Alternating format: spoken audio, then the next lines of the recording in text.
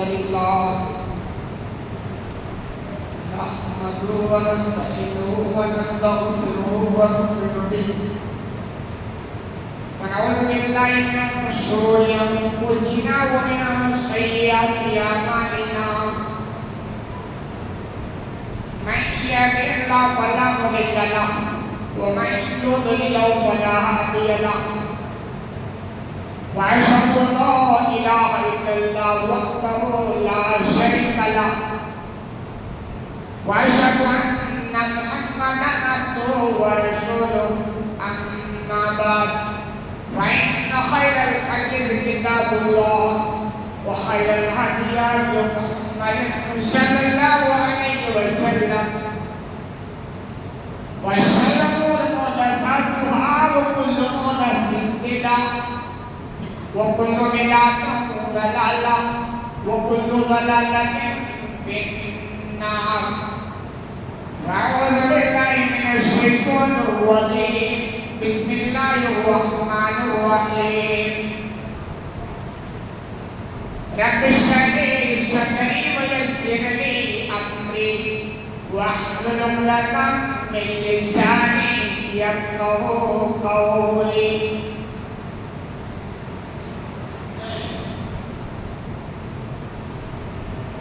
برادران اسلام،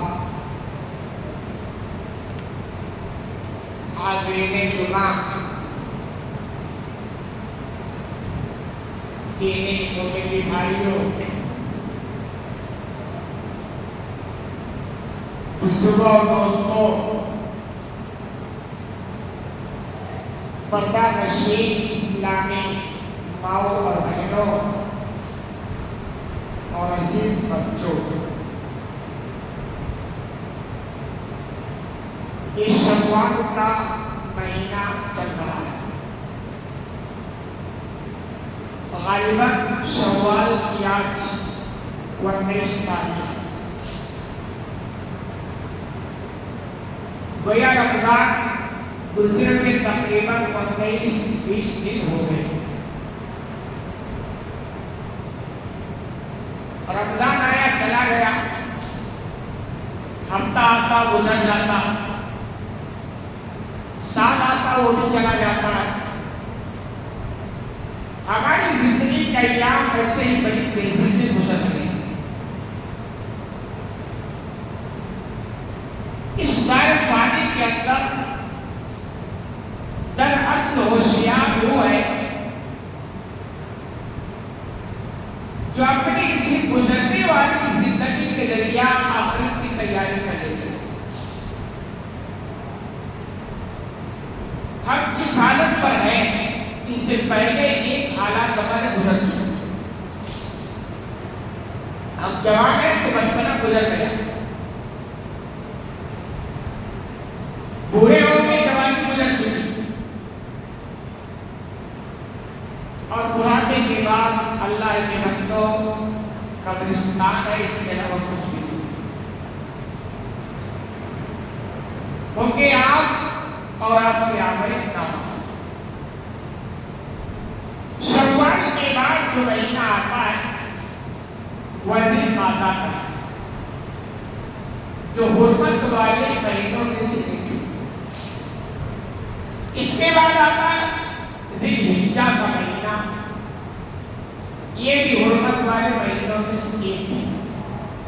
اس کے بعد ہے محرم، یہ بھی حرمت والے مہینوں میں سے ایک ہے. یہ 3 مہینے کنٹینیو حرمت کی اس میں آتے ہیں. اسی طرح رجب کا مہینہ یہ بھی حرمت والا ہوتا ہے. یہ 4 مہینے حرمت والے. موٹی موٹی باتیں ہم سب مسلمانوں کو معلوم ہونی چاہیے. حرمت والا مہینے کا مطلب ہوتا ہے کہ اس میں تھوڑا اہل ایمان کو الرٹ رہنا چاہیے، گناہوں سے بھی خاص طور پر بچنا چاہیے. ہمیشہ بچنا چاہیے کہ مہینوں میں اور ہوتا ہے، نیکیاں کثرت سے ہونی چاہیے. میں جو کہنا چاہتا ہوں یہ شوال چل رہا ہے، اس کے بعد ذوالقعدہ آئے گا، اس کے بعد ذوالحجہ آئے گا. ذوالحجہ کے مہینے میں مسلمانوں کی ایک بڑی تعداد حج جیسے عظیم فریضے کی ادائیگی کرتی ہے.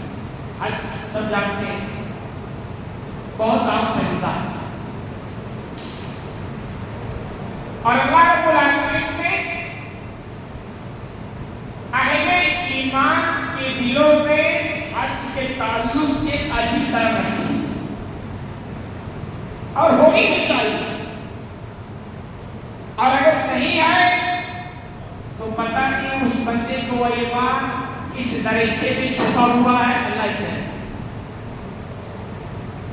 ابراہیم علیہ السلام جب خانہ کعبہ کی دیواریں اٹھا رہے تھے باپ بیٹے ابراہیم علیہ السلام اور ابراہیم اسماعیل علیہ السلام، تو وہ دعا کر رہے تھے، قرآن کے اندر اللہ کو دھوپ کی بڑی پرکشش اور دل سے نکلنے والی بات ہے،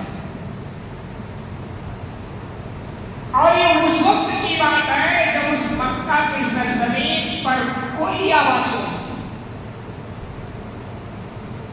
کوئی جانتا ہی نہیں تھا، لیکن دل سے انہوں نے جو دعا کی اللہ کے بندے، اس دعا کا نتیجہ ہے کہ آج پوری دنیا سے لوگ کھینچ کھینچ کر وہاں پہنچ گئے، کتنی بڑی تعداد ہوگی دنیا کے اندر، اتنی بڑی تعداد کہیں بھی تقریباً اکٹھا نہیں ہوتی ہر سال،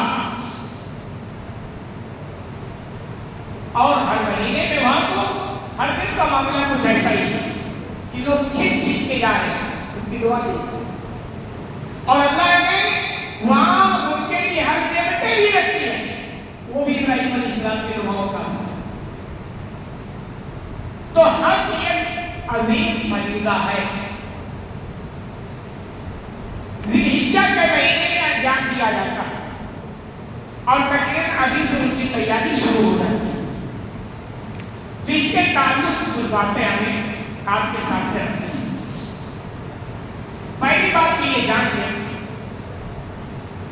کہ حج یہ اسلام کا ایک بنیادی رکن ہے، ایک حصہ۔ آپ ایسا نہیں سمجھیں کہ آپ نہیں کریں گے تو بھی چل جائے گا، اگر آپ پر حج فرض ہو گیا ہے، نہیں کریں گے تو نہیں چلے گا، اسے نہیں چلے گا۔ اسلام کی بنیاد جو ہے، بنیاد اسلام جو صحیح بخاری کے حوالے سے اللہ کے رسول صلی اللہ علیہ وسلم فرماتے ہیں، بنیاد اسلام والا خمس، شہادت کہ لا الہ الا اللہ و ان محمد رسول اللہ۔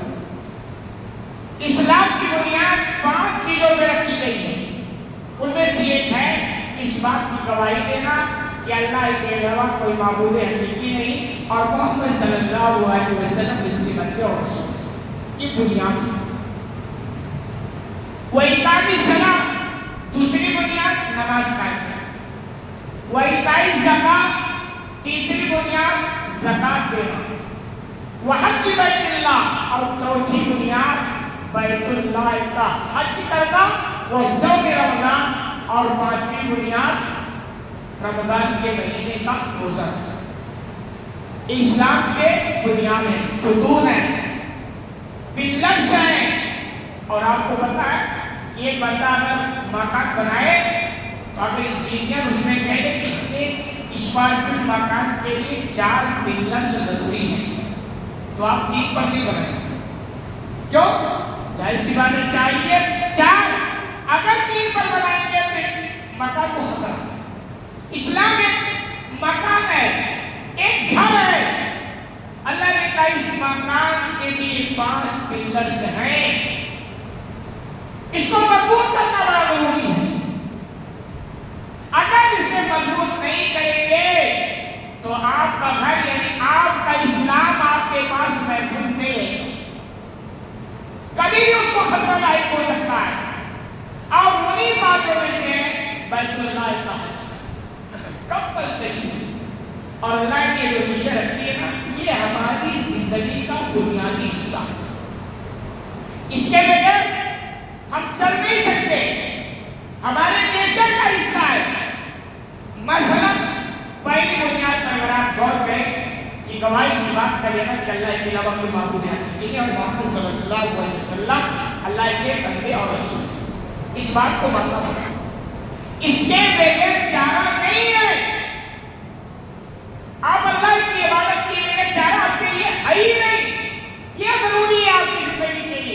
کمپلسری چاہیے.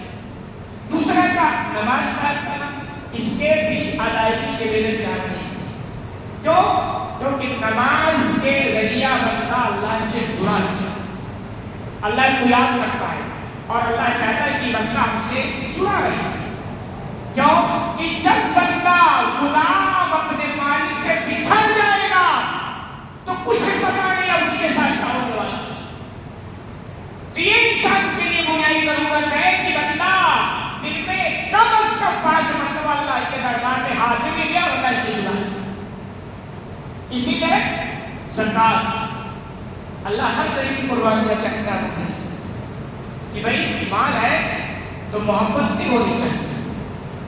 اور علامت یہ کہ بندہ تنہائی میں اللہ کے قوم سے اپنے مالوں کا پائی حساب کرے اور اللہ کے بندے تک پہنچائے. اگر ایسا کرتا تو حقیقت یہ بندہ ہے جو ہر طرح کی قربانی اللہ کے لیے دینے کے لیے تیار ہے. اور اگر نماز پڑھتا ہے، زکات نہیں دیتا ہے یا زکات دیتا ہے نماز نہیں پڑھتا، اس کا مطلب بندہ ایسا ہے کہ جو چاہے گا وہ کر لے گا، جو چاہے گا نہیں کرے گا. یہ من کا موج اس کا چاہتا ہے.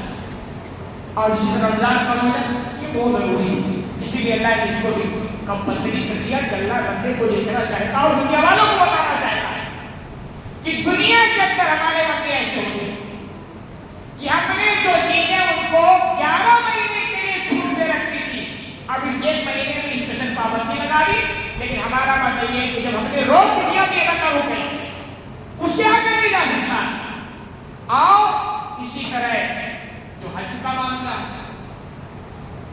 حج پر اگر آپ غور کریں نا، یہ جنون والی کیفیت ہوتی ہے. جنون والی کیفیت، بندہ وہاں جاتا خانے کعبہ کا طواف کرتا، چکر لگاتا ہے، لوگ کچھ سمجھ نہیں کیا ہوتا ہے یار گھر کے ارد گرد گھومنے سے. لیکن یہ کہ اللہ کی جانب سے بلاوا ہے کہ آؤ اس گھر کے ارد گرد چکر لگاؤ، بس اس کی محبت میں بندہ جاتا ہے اس گھر کا طواف. ایک جنون ہے اور ہونا بھی چاہیے. اسی لیے اب اس کے بعد اور دیگر چیزیں آپ دیکھیں صحیح کرتا ہے، صفا مروا پر چکر لگاتا ہے. پھر مینا میں مظفر کی پوری جو لمبی چوڑی بات ہے آپ ایک ایک پر غور کریں گے تو کوئی لوجک سمجھ نہیں. بس اللہ کی محبت میں کہ اللہ نے بلایا ہے ہمارے گھر کی طرف آؤ، بندہ جاتا ہے اور ہر وہ کام کرتا ہے جس کی اس کی رہنمائی ہوتی ہے اللہ اس کے رسول کی جانب سے. تو اللہ کے بندوں یہ حج اسلام کے بنیادی ارکان میں سے ایک رکن ہے، ایک ستون ہے، ایک پلر ہے. اگر اللہ نے طاقت رکھی ہے اس کی تیاری کرو، اس کے لیے کوئی چارہ نہیں، کوئی چارہ نہیں. اگر اللہ نے طاقت دی تو اس کی تیاری کرو. اسی طرح صحیح مسلم کے حوالے سے ابو ہریرہ رضی اللہ تعالیٰ عنہ بیان کرتے ہیں کہ نبی کریم صلی اللہ علیہ وسلم نے ہم کو ایک مرتبہ خطاب کرتے ہوئے فرمایا ایھا الناس قد فرض اللہ علیکم الحج، کہ اے لوگوں اللہ نے تم پر حج کو فرض قرار دے دیا، کمپلسری. ابو ہریرہ کہتے ہیں اللہ کے رسول نے اس کو خطاب کر کے فرمایا کہ تم پر اللہ نے حج کو بھی فرض قرار دیا ہے. جیسے روزہ فرض ہے، نماز فرض ہے، شہادہ فرض ہے، تو ایسے حج بیت اللہ بھی فرض ہے. یا ابو ہریرہ بیان کرتے ہیں کہ اللہ کے رسول ہم سے خطاب کرتے ہوئے فرمایا فَحُجُّوا، لوگوں تم حج، اللہ نے فرض کیا، بلایا ہے، جاؤ حج کرو. کہہ رہی ہے سلطان جب آپ نے فرمایا کہ لوگوں پر اللہ نے حج کو فرض کیا تو ایک آدمی نے سوال کیا کہ اللہ کے رسول کیا ہر سال ہم پر حج فرض ہے؟ یعنی جب بھی سال حج والا دن آئے تو ہر سال ہم وہاں جائیں اور حج کریں، ہر سال کے معاملہ ہے؟ چنانچہ آپ صلی اللہ علیہ وسلم خاموش ہیں. اس بندے نے 3 مرتبہ سوال کہ اللہ کے رسول کیا ہر سال، اللہ کے رسول کیا ہر سال؟ تو پھر آپ نے فرمایا لو کنت لوجبت ولما استطعت، اگر میں ہاں کہہ دوں کہ ہر سال واجب ہو اور تم اس کی طاقت نہیں رکھ سکتے.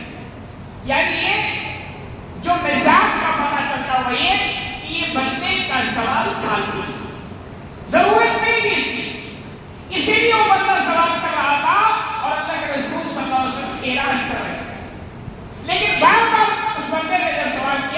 تو آپ نے کیا کیا ہو گیا؟ اگر میں صرف ہاں کہہ دوں نا تو پھر یہ ہر سال حج فرض ہو جائے گا اور تمہارے لیے یہ بات مشکل ہو جائے گی، مشقت کا کام ہو جائے گا۔ اور آپ اندازہ لگائیں زندگی میں ایک بار فرض ہے، اور کن لوگوں پر؟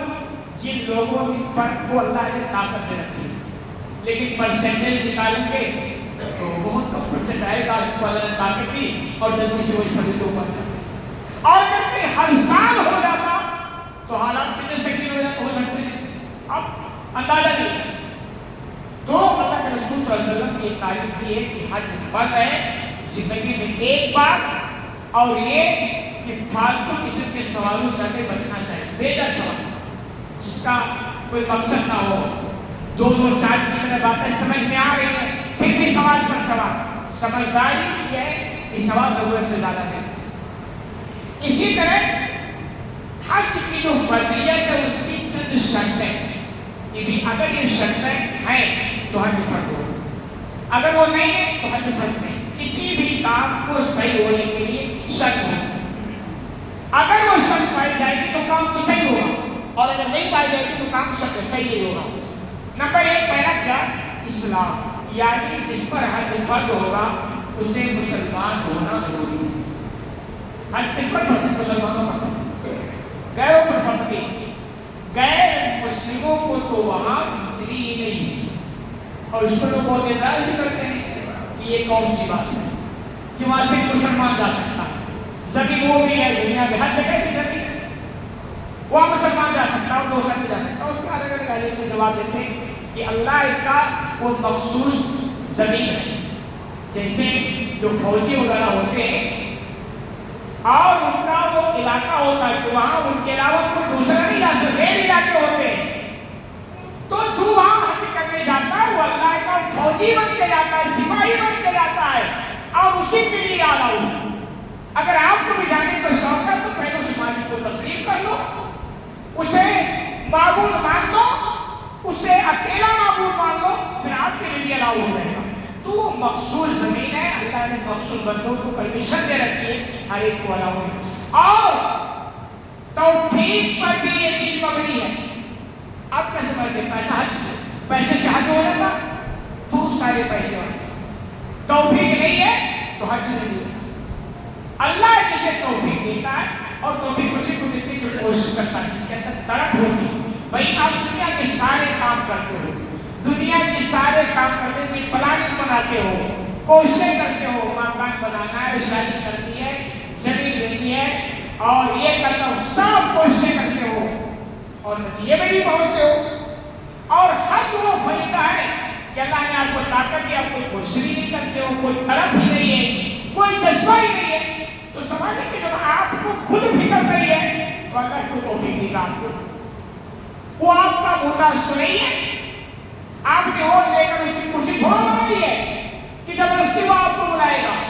آپ کے اندر جب امنگ پیدا ہوگی، جذبہ پیدا ہوگا، ڈاک پیدا ہوگی، آپ کی کوشش ہوگی، پھر اللہ کی جانب سے توفیق ملے گی اور آپ وہاں جائیں گے۔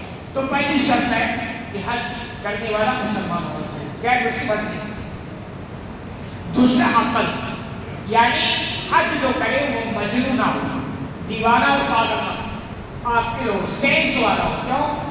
عبادتوں کا تصور یہ ہے کہ بندہ جب عبادت کرے نا تو وہ سمجھے۔ پاگل آدمی کیا، اس کا کوئی ارادہ نہیں ہوتا، اس کو کوئی پلاننگ نہیں ہوتی ہے نا۔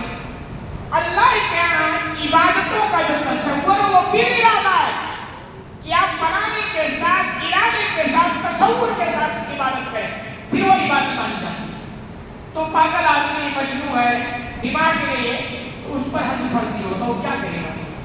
وہاں طواف کرنے کے وجہ میں صحیح کرے گا، صحیح جگہ پر طواف کرے گا، مزدلفہ کی جگہ پر مینا میں چلا جائے گا، مینا کی جگہ پر مزدلفہ، اسے کوئی تصور ہی نہیں، کوئی سوچ ہی نہیں۔ تو اسی طرح عقل مند کا ہونا ضروری ہے۔ اسی طرح بلوغت، یعنی حج جو فرض ہوتا ہے وہ بالغ لوگوں پر ہوتا ہے، نابالغوں پر فرض نہیں ہوتا۔ ہاں اگر کوئی نابالغ عمر میں کر لے تو کوئی مسئلہ نہیں، اچھا کام کر سکتا ہے، لیکن جو کمپلسری فرض جو لاگو ہوتا ہے وہ بالغ ہونے کے بعد۔ آپ بالغ ہیں، اللہ نے آپ کو طاقت دی ہے، اب آپ کا حج فرض ہے۔ آپ پر کی ذمہ داری ہے، آپ کو یہ ضروری ہے کہ آپ حج ضرور کریں۔ ہاں ایک بات یاد رکھیں، اگر کسی نے بالغ ہونے سے پہلے حج کر لیا ہے اور بالغ ہونے کے بعد اس پر حج فرض ہو رہی ہے، تو پہلے کیا ہوا جو بالغ سے پہلے کیا یہ اس کے لیے کافی نہیں ہوگی کہ میں نے بہت پہلے تو کر دیا تھا، اب چونکہ میں بالغ ہو گیا، وہ فرض ہو گیا ہے اور یہ پہلے والا کام دے دے گا، کام نہیں دے گا۔ اب بالغ ہوئے، اب آپ پر حج فرض ہے تو اب آپ کو کرنا پڑے گا، پہلے جو آپ کیے اسے چھوڑ دو، ثواب ہے کیا ہوا اللہ کے اوپر چھوڑ دو۔ اب آپ پر ذمہ داری جب آئی ہوئی ہے تب آپ کو جا کے یہ چیز کرنا پڑے گا۔ اسی طرح آزادی ہو، ایک غلام پر حج فرض نہیں ہوتا، اس کے بعد پیسہ جو سب کچھ ہو، لیکن غلامی جو ہے یہ بڑی مجبوری والی چیز ہے۔ غلامی اور نوکری میں فرق ہے، دھیان رکھیں، نوکری اور غلامی میں بہت فرق ہے۔ آپ کہیں یار ہم تو نوکری کرتے ہیں، غلامی کا مطلب ہوتا ہے اس کو بالکل اختیار نہیں ہوتا، نوکری کا مطلب مخصوص وقت میں وہ اپنے مالک کی خدمت کرتا ہے۔ مثلاً آپ اپنے یہاں کسی آدمی کو ڈرائیونگ کے لیے کام کے لیے رکھیں تو وہ کیا کرے گا؟ آپ کو گاڑی چلائے گا، آپ اس سے کہو جاؤ ہمارا ٹوائلٹ صاف کرو، باتھ روم صاف کرو، جھاڑو لگاؤ کر کرتے بابو، میں تو نوکری آپ کی گاڑی چلانے کا کرتا ہوں، اسے نوکری کہتے ہیں۔ اور غلام جو ہوگا نا وہ نہ کا سوال اس کے زبان پر نہیں آ سکتا ہے، اس کا مالک کہے گا اے کرو یس، او کرو یس، سب یس رہے گا، تو غلامی کا قصور اب تو نہیں ہے، پہلے آگے میں تھا۔ تو غلام جو اگر ہے تو اس پر حد فرض نہیں ہوتا ہے، اس کے لیے آزادی ضروری ہے کہ آزاد ہونا چاہیے۔ اسی طرح استطاعت، طاقت ہر اعتبار سے، جسمانی طور پر بھی ہو، مالی طور پر بھی ہو، جو وہاں کی مشکلات کو سب متحمل اس کا ہو، تو اگر بندہ طاقت رکھتا ہے تو پھر اس پر حج فرض ہو جاتا ہے، جیسا کہ اللہ رب العالمین فرماتا وَلِلَّهِ عَلَى النَّاسِ حِجُّ الْبَيْتِ مَنِ اسْتَطَاعَ إِلَيْهِ سَبِيلًا، کہ اللہ کا بندوں پر حق ہے کہ جو بندہ اس راستے کی طاقت رکھتا ہے وہ جا کر وہاں خانہ کعبہ وہ حج کرے، بیت اللہ کا طواف کرے، حج کرے، تو اس بندے پر فرض طاقت رکھتا ہے۔ تو ہر ایک پر فرض نہیں ہے، بس اتنے لوگ بیدار ہو جائیں جن کو اللہ نے طاقت دے رکھی ہے اور وہ کوشش کر جائے اور حج جیسے عظیم فریضے کو انجام دیں، یہ بہت بڑا نیکی کا کام ہے، اور جن کو اللہ نے دے رکھی ہے طاقت کو ضروری ہے۔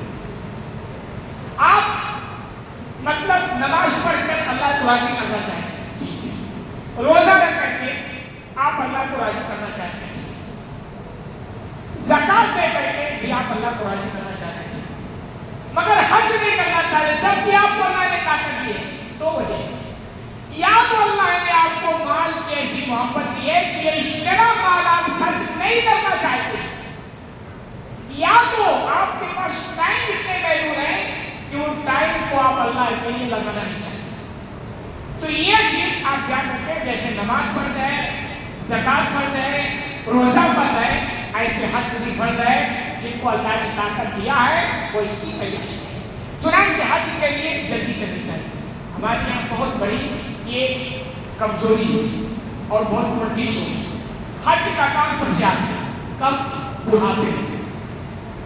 حالانکہ طاقت ہے، اللہ نے دے رکھا ہے، پرانی ساری ابھی مکان بنائیں گے، بچوں کی شادی کریں گے، یہ کبھی زندگی کے اندر ختم نہیں ہوتا، اسے لوگ آپ اپنے بچوں کی شادی سے خالی ہوں گے نا تو کہیں گے لا تھوڑا فوٹو کی بھی تیاری ہے۔ یہ دنیا جھمیلا ہے، کبھی بھی جھمیلوں سے آپ نکل نہیں سکتے، لہذا یہ جھمیلا بھی چلتے رہے اور حج کی طاقت ہوگی تو اس کی بھی کوشش کرے، اس سے بھی نجات نکل گئے۔